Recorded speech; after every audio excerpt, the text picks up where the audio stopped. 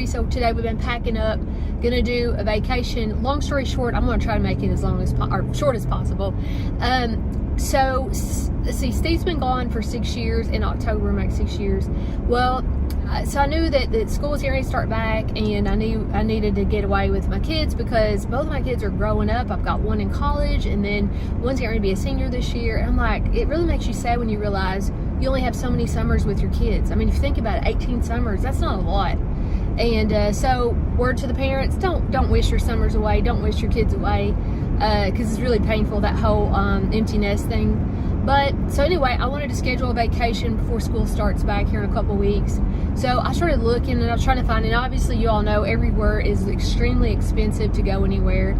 Plus I didn't want to fly, I wanted to drive. The kids wanted to go to a beach. So anyway, so I started looking the other night, and I found, I like Hilton Head, and I like Florida, and all these, places around here.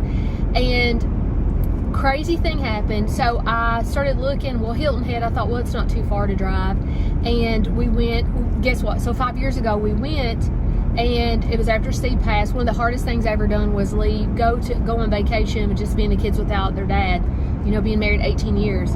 And so we packed up, and nobody really said a whole lot. We were all just kind of thinking about it, but we tried to have the best that we could. It's difficult, but you have to keep moving forward.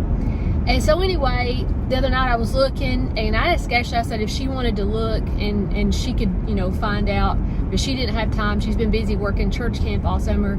And so anyway, I started looking, and just so happened to be the same hotel that we stayed at 5 years ago was available and affordable. And so I was like, that's crazy. And my heart kind of sunk a little bit. And then I felt like the Lord was saying, it's closure. It's time to have some closure. And, and that's kind of wild, because you would think almost 6 years now, you would think there would be some closure.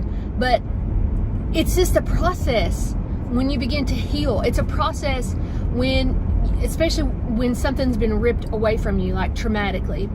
And so anyway, we're getting ready to head out. I'm packing up, but getting ready to head out and have a few days, and the word is closure.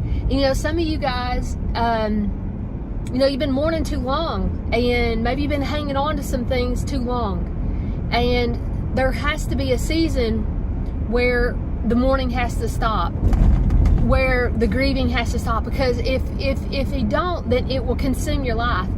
And the Lord, there's always a beginning, there's always an end. He's Alpha and He's Omega. And we have to learn how to get through those seasons.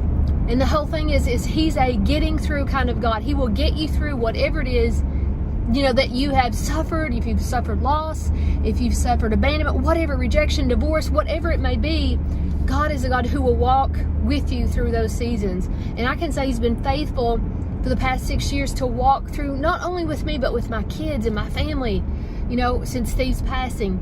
But it's just interesting. I wasn't expecting the Lord to talk about, closure, because I felt like we were healing. My kids are in a good spot, in a good place. But nevertheless, I wanted to share that with you guys. It's time to have some closure.